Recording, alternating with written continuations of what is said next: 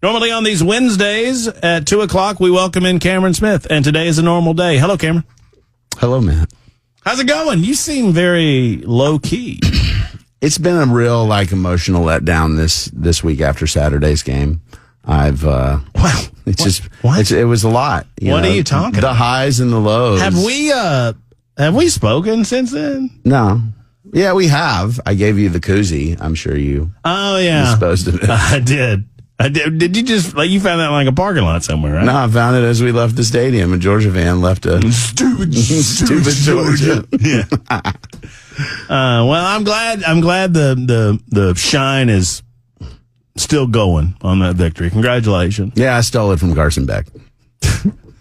Well, I'm surprised you didn't give me a football then, because apparently he was handing those out to Bama people. Because I'm a football dork, I was reading some of the Georgia message boards, and they are not amused. What about Carson? Yeah, you don't have Ladd, you don't have Brock Bowers, then he's not the same dude. Well, throwing it to the other teams. We're not here to talk about football, but throwing it to the other team is one thing. But you've also got to have receivers. Look, now in the second half they did a lot better. No question. But I can point to you to woulda, coulda, shoulda. But Arian Smith catches that dime that he dropped into his lap on the Georgia's opening drive, and who knows how things are different. Momentum change. But he didn't, and you go 3 and out, and then it's 14-0 before you know it, and then well, and it's a beautiful day outside, and it is gorgeous. And here it's a place outside, beautiful. Here, place. We could go. We could do a remote field trip if you wanted to. We should do a remote from the parking lot. And yeah, I've done it before. I like that idea. I do too. Not here to talk football, but once again, for those who missed our exchange on Monday, congratulations again. Thank you. Good game. Congratulations again, and hope to see you in the future. Hey, maybe. It's hard to beat the same team twice in 1 year. About it. Need you to beat Texas. We'll do our best. Please. A couple of weeks from now, we've got a dispatch of also Tennessee. Just saying. Well, y'all play Tennessee too, right? We do. In their place. I think y'all play them in their place. At least we got them at home. Tennessee's dangerous, man. Volunteers look legit. They got a defense. Somebody told old Heupel, hey, great offense and all, might want to get a defense. He went, what? We can do both? Yeah. Yes, you can do both. And he did. And he did. So who knows what'll happen over the course of the year. So we were talking last hour about the situation going on in East Tennessee and in Western North Carolina. Crazy bad. My goodness gracious. It is crazy bad. And it's reminding me how easy it is when you're not the person hit by the storm or necessarily you're not impacted in the way that they are, to just kind of go about your day, go about your business, and watch the news cycle just move on. And I'm not suggesting it has, because I'm looking up at my monitor right now, and they're covering the hundreds of thousands of people that are currently still without power, the roadways that are down, the power lines that are down. But it's easy in this cycle, though. And what I've looked for, where can we volunteer? Where can we go? What can we do? And there's a lot of donations and stuff, food, water, diapers, that kind of stuff. But one of the things I didn't realize about all this is some of the folks I've asked said, well, you can't really go. The roads aren't there. Right. You can get to the end of the road, park, and then hike. But you're still 40 miles away or whatever. Right. It is not a small endeavor even to volunteer, because when the F5 tornadoes hit Hackleburg in that area, I went, it was torn up, worst thing I've ever seen. Pratt City, Tuscaloosa, all of it. I went and I picked up stuff, right? I helped out. I could still drive there and do that. In this situation, like you said, some of those people are just so isolated, and when those roads are gone, you're talking literally climbing a mountain to get to them. Yeah. Yeah, no exaggeration. You have to climb a mountain to get to the people that need your help. Right. Which is a difficult endeavor, and then you add the inefficiency and the measures taken by the federal government. And look, I'm not one to tell you that we should lean on FEMA necessarily, the federal government. I'm kind of the guy that wants to get away from that and back to more local control and community control. But sadly, what FEMA does is they come in and they kind of shut a lot of that stuff down, and then they become inefficient in what they do. Yep. And it's adding to the frustration. They don't want of the old people. boy in there with a chainsaw. And right, because what if you cut your leg and then you're going to sue somebody? Well, who cares? Go, I mean, go right, help. go. Yeah, well, this is where I love DeSantis telling the federal government, we got this in Florida. You guys go help in North Carolina. Right. I'm like, all right, man, that's leadership. Well, and it's one of those, and I was mentioning it right before you came on. Careful what you wish for because you might get it. Because when the hurricane hit the Big Bend, which I never called it the Big Bend until like 2 years ago, but now it's the Big Bend. It's the Panhandle. That was the Panhandle, right? That's the curve of the Panhandle. Yeah, where the Panhandle and the long part meet. I call it the dongle. The dongle. It's the Panhandle of Florida and the dongle of Florida. Where that meets, that's the Big Bend. Yeah. And the storm comes in and it takes up speed, and I'm like, oh, good.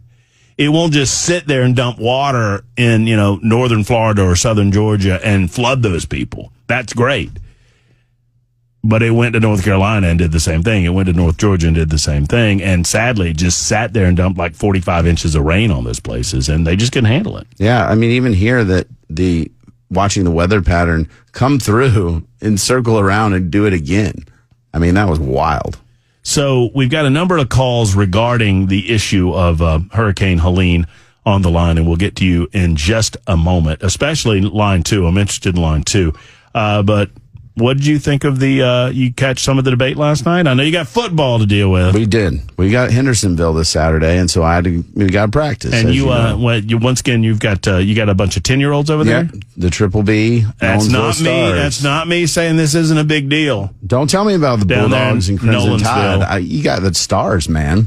I mean, Nolensville Stars versus. I mean, when you see Nolensville and Hendersonville on the, I think it's the Hendersonville field, Titans, if I recall correctly. You better throw those record books out the window because the game is on, baby. Yeah, online Donkey Kong. But as far as the debate goes, J.D. Vance put on a master class on how to debate. He was excellent. And frankly, he was the best of anybody we've seen on a debate stage this cycle. It's not close. I agree. And what he did is he humanized himself after being villainized in the media. Let's be honest about what's happened to him. This is muckraking. They've found a bunch of stuff about him and things he said in the past and that sort of stuff, which they do to all the politicians. But they've really been like, this guy, he's terrible. He's a drag on the Trump ticket. He's all I don't know. The American people saw a guy up there who was excellent, and he made his points. He was empathetic. He found. Actually, as a conservative, I was a little concerned that he might find too much common ground with Walz on the policy issues. I'm like, no, we don't have to find common ground here. Yeah, you don't have to say that we agree. Stop saying I agree with Tim. Well, don't say that. Like on the paid family leave, obviously, you know where I feel tariffs are silly policies, and it was interesting how much I liked J.D. Vance on that stage, and I think a lot of American people saw that and were like, oh. So okay. I'm curious if tariffs aren't the answer, what is in our trade wars? Because you're putting American manufacturing out of business when you allow slave labor to come into the country without. Sure, and I can understand the argument. Well, it's the labor. The Chinese don't take care of their folks in the way we do, and our unions. You know, we've seen how the unions do with labor and stuff. They're doing it right now. Like, okay, we have higher labor costs. That's absolutely true. I look over there and say, that may not be fair, but who you put it on is the American people. Like, that's the deal with tariffs, is the price of the tariffs the consumer bears. And at a time of high inflation.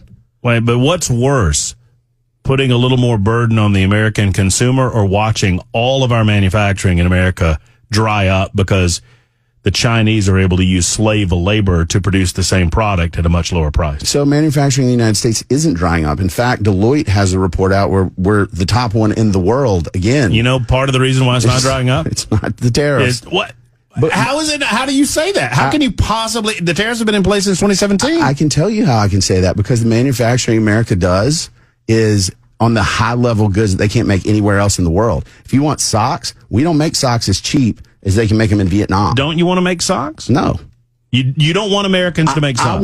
I want the inputs to the things that we create to be the highest. We'll buy slave socks. We'll buy slave labor socks and encourage slave labor to come into the country. No, That's good. I believe the American consumer can make the choice. If they want to pay, because we sell them, right? You can have American-made $10 socks. Right. Or you can have the Chinese version $3 socks. I have been preaching this argument for a long, long time, my friend. Sure. That we as consumers must turn our goods over, and if it says made in China, you need to put it back and go get something else. Totally I fine. understand that. And don't shop at Walmart. And don't shop at Costco. And then my point is, if free markets work, we let the consumer make the choice, not the government. The free market doesn't work if the markets that you're competing against aren't free markets. They're slave markets. The free market works in the United States because we've said we would rather have these inputs at these prices. You have to repair the balance. You have to repair the balance against those slave labor markets that are coming into. I mean, I understand it's not a libertarian position. I get it. My position is not libertarian because libertarians believe just in let everybody come in and sell their goods at whatever price they want to sell their goods for. Yes. And that is not a good place to be if you want to produce things in the United States. It's a bad policy for the average American who's just going to have to pay more. You're saying, you got to put it up because the government says you got to pay more, but don't worry, we're going to make socks here. If you want an almost exclusively service-oriented economy in the United States of America, do what you're doing. Service-oriented. And let China destroy the goods. Like the GPUs we're making here, like the battery tech, kind of service-oriented? No, I'm just telling you, if you open it up the way that you want to open it up. High-paying manufacturing versus low-paying manufacturing. We saw what happened when NAFTA came on board, right? You understand that those manufacturing facilities left the zone and ran away. Look, because they can make the cheap stuff cheaply in other places. There's a way to repair this, and it's called a national sales tax. Okay. Fair tax. Like we've got a national sales tax we pay on everything. Right. On goods. And I don't necessarily disagree with the Trump idea about corporate taxes, where you reduce the rate of American-made goods to 15% and everything else to 21%. Yeah, I mean, as far is that better than tariffs for you? I like it better through the tax code. The challenge with taxes is I've long argued we do too much engineering through the tax code. Just have flat, simple, clear. Don't make it difficult, and then let competition figure out what goes where. If you're saying I don't like the way the game's playing out, so I need to rig the game in a certain way because over in China they don't have our same laws. Okay, I mean that's a policy preference. I just don't subscribe to it. And China also happens to steal our technologies and then take the slave labor and produce our technologies at a lower rate and then come back and sell it. Yeah, but when even in Project 2025, the guys over at Heritage who supported Trump's 2025, even those guys who initially supported tariffs, they literally in Project 2025, they're like, we were wrong. Like the cost to the American family is much higher than we anticipated. And the juice we get for the squeeze isn't worth it. And so, okay, I mean, it's a policy position. I think our friend Gary Palmer would probably agree with me that the long game will see that the Chinese take over the United States economy through their low rate of, or their low cost of goods and service, or goods primarily. Yeah, I mean, we won't. The long game is we'll be taking over economically. The sock play will be significant. It's more than just socks, man. And you know it. You know that it's more than just socks. And they are playing a long economic game in China to take us over. They create dependency. Right. They absolutely do.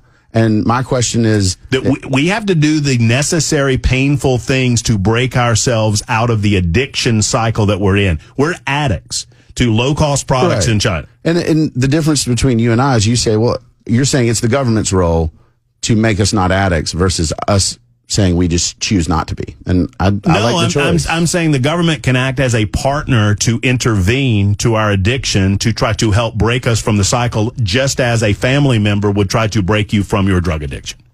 Yeah, I mean, that's a great way to... Or you can say, hey, just pay, buddy. Liberal economic interventionism is a thing. It's a thing.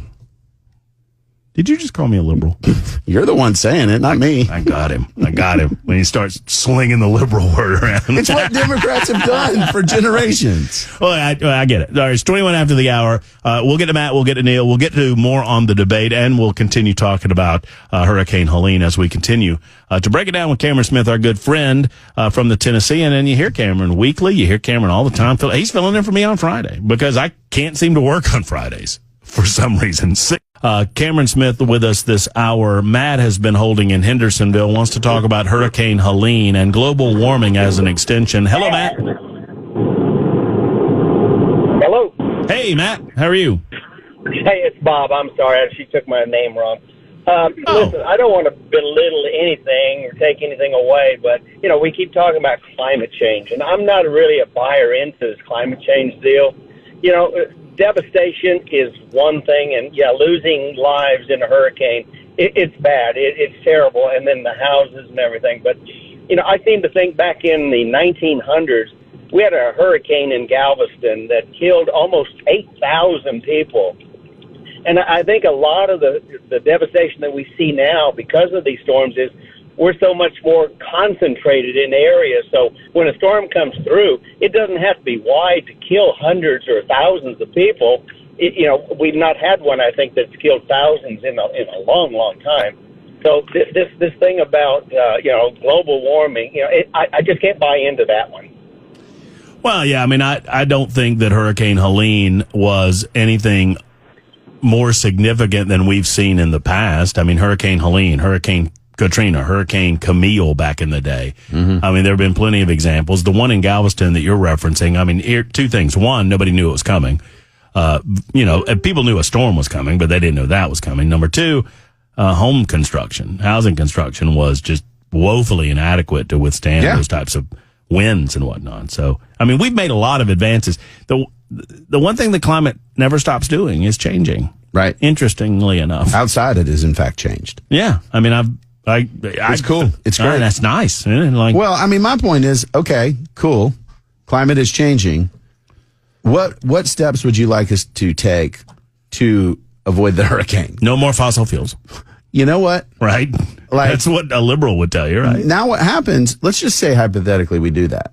And then we have another hurricane that does the same thing. And like you said, we have electric cars. Right. We don't have gasoline we powered have debit cars. Nothing works. Chainsaws. Like, my question is, okay, you're saying we have to do the thing, but then you also are telling me nothing we do will change what we have now.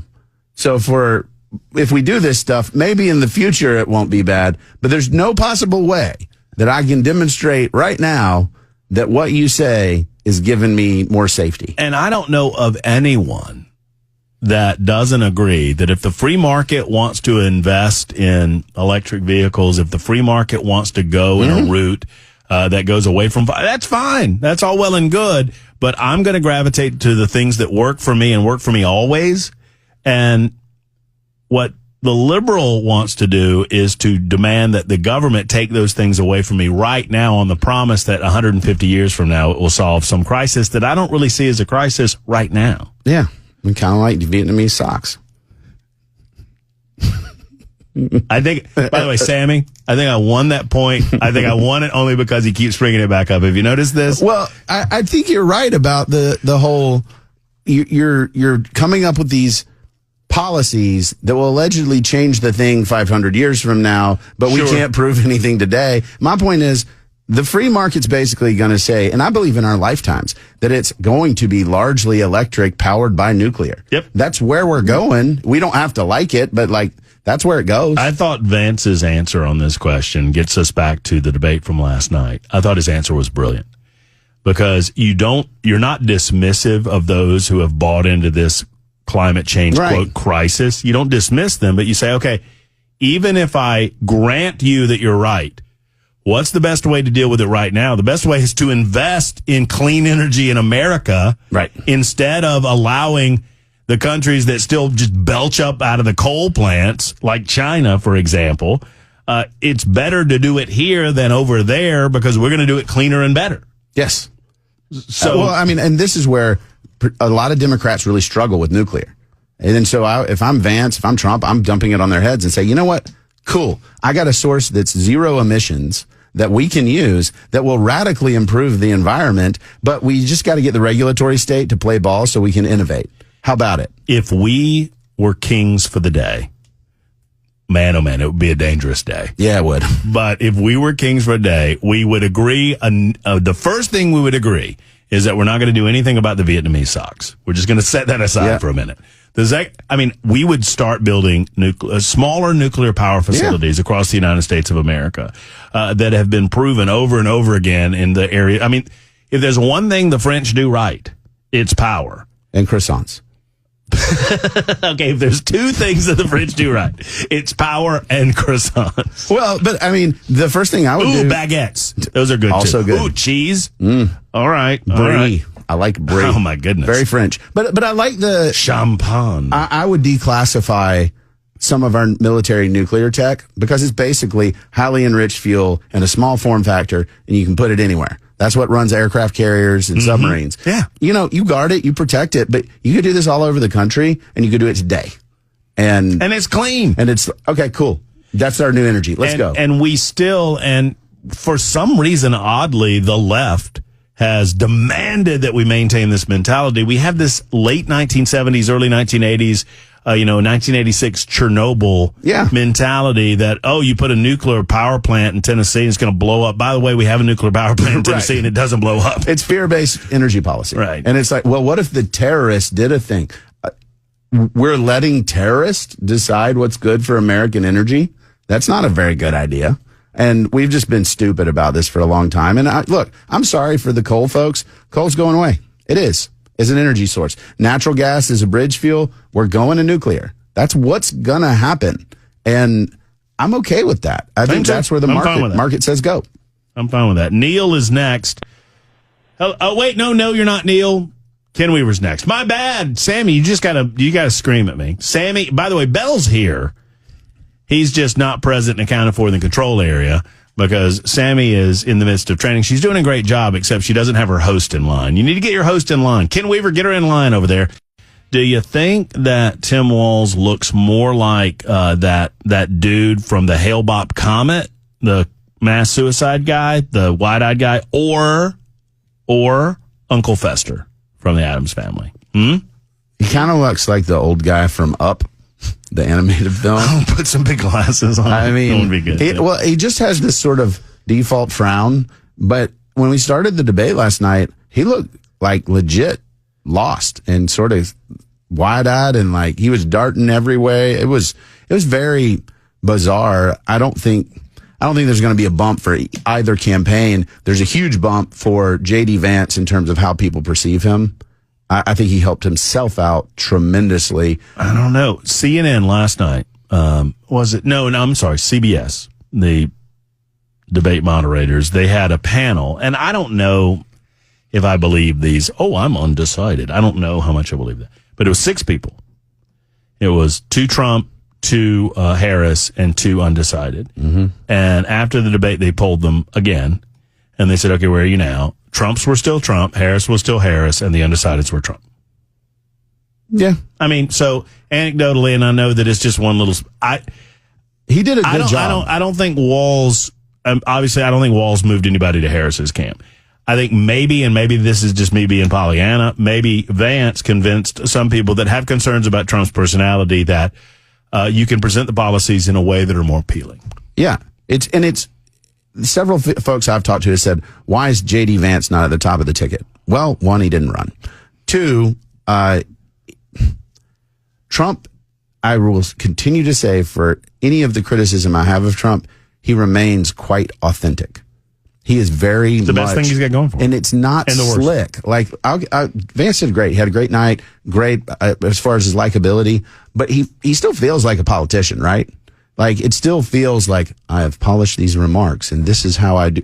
Trump, in no way, feels like anything that a politician to is. His benefit and detriment simultaneously. Yeah, and I think this is just the era of Trump. You're going to feel one way about it or the other, but it's gonna be either an end because he serves a term or he loses the election. Water pistol to your head right now. Who wins the election?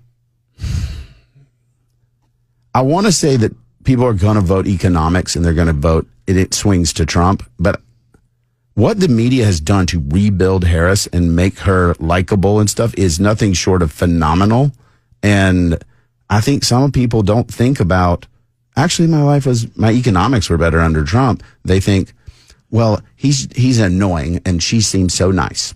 I just could not get over if you live in reality you recognize that the ways that they ding Trump are dishonest ways. In other words, Vance says the economy was going great. They go, no, it wasn't 2020. Right. Well, I mean, and they literally have started saying that Trump's response to COVID was disaster. Well, tell me what country responded to COVID in any way that wasn't a disaster in the initial months following COVID. If Trump loses, Carville's maxim of "it's the economy, stupid" is not true. I think really it's economics versus personality.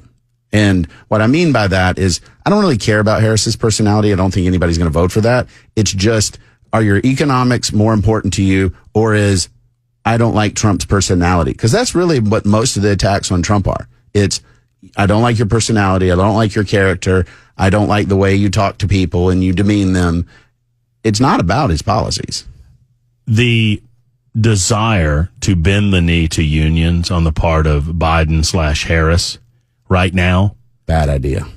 I think it's going to lend itself directly to what you're saying in the next 30 days. If they allow this shore workers, this port worker strike to go on, and apparently Joe Biden is all in with the unions. I was on the radio down in Mobile this morning, and they said because they're familiar with the port, that port is shut down, the Port of Mobile. Yep. Shut down right now, and there have already been runs on toilet paper. And so I'm telling you, you go into an election with runs on toilet paper and stuff like that Necessities? Because you sided with the unions, this is a Trump slam dunk. No doubt. All right, I'll tell you what, let's get to Neil. I think we've got him on the line. He wants to talk about the shoreman strike. Neil, you there? Yes. Thank you for holding, Neil. What's on your mind?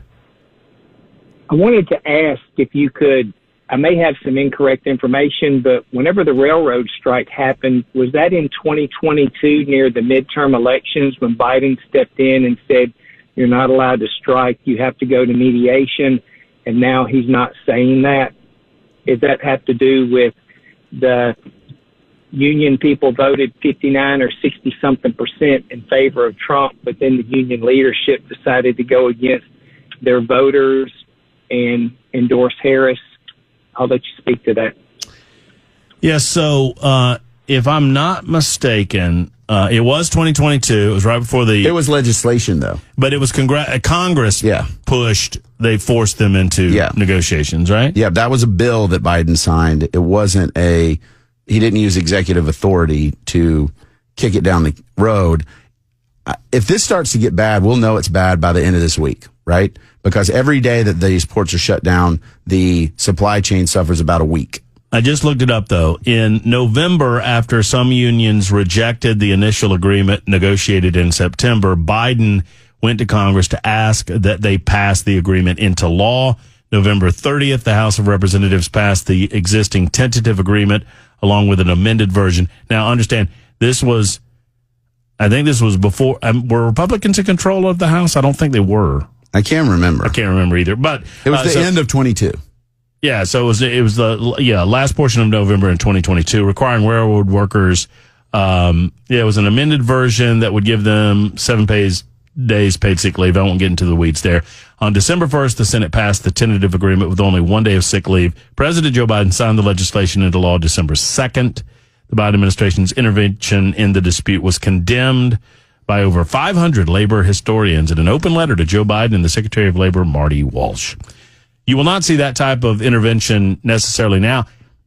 Do you buy into the theory, it's a little bit of a conspiracy theory, that Joe Biden either has no ability to make these decisions because the people around him that were making the decisions are now too busy campaigning and structuring Harris's run for the presidency, or he feels abandoned by the Democrats? I mean, they left him and just see ya. I mean, he didn't get mentioned last night in the debate. Didn't get mentioned on purpose by Vance, which I think was brilliant. Some are saying that Joe Biden has his lip pooched out about all this, and he's like sucking his thumb in the White House right now because he feels like his party's left him behind and won't give him the credit that he feels like he deserves. That imposes way too much thought in Joe Biden right now. I seriously believe that he is waned so much in his capacity, and it's open. It's not a secret. You can see it when people ask him questions and he responds in completely weird ways. Like, his capacity is so diminished. Do I think that he can get sort of thumbs up, thumbs down on, hey, these longshoremen are striking. Do we want to use, Taft-Hartley and say kick the can down the road for 90 days or not? He can do that. Politically, this is a train wreck because the rail strike implicated about 30% of the goods in the U.S. This is the ports of entry. So whether it's rails or trucks, they can't do anything if that stuff doesn't make it in. Yeah, right. It was well said. At least with the rail strike, you could say, okay, truckers, get over there and get what you can where you need to go. They shut the gates and you can't get in. Truckers line up, no containers to ship. And it will spiral quickly. $5 billion a day. And the ships will be parked out in the Gulf of Mexico saying, we want to come in, and they won't have anywhere to go. Flip is in Hendersonville. Thank you, Flip, for your call. How are you? I am just dancing on the sunshine today, and how about you? I'm doing great, my friend. Thank you for calling. I told the call screener that you and I used to be life partners, but ever since I found Jesus, I'm not that way anymore, and she put me through. Oh. Well, she's a great American. Oh, this is my Flip. Oh. How have you been? Hey, I just want to say something about the debate. What a wonderful thing it was. But, here are my thoughts. What would be just a gift of God if they won, and about 2.5 years into Trump's presidency, he just said, fellas, I believe I've had all I want. I'm going to the House. JD, take it over. And I believe he would do such a good job, he could finish out that term and win 2 more terms. And what a gift from Almighty God that would be to this country. What do you think? Well, I mean, I don't disagree that Trump's at an age that he might find it necessary to leave office. I don't think he would necessarily do that voluntarily, Flip. I don't think it's in his personality. It's just not in his character. He wants to be the man. So if he's able, he'll finish out those terms. But here's the thing. If he's president and he's only got 1 more in him, and it's natural that J.D. Vance would be the heir apparent to the candidacy if they're successful, J.D. Vance will be the next nominee for president of the United States from the Republicans. Let's check in with Brian Wilson next on Super Talk 99.7 WT. And Doug and Karen wanted to talk about toilet paper and the toilet paper run that is actually apparently happening here too. Oh, by great. The way, in our community. Have you got a lot? You got a square to spare? I have 4 boys in my house. We stockpile. Do you know? I think we now have thanks to members of my household, not named me. I think we have 2 large. I think we got them from BJ's yesterday. And we can just sell them $10 a roll. Come on. Well, we'll do it when the time comes.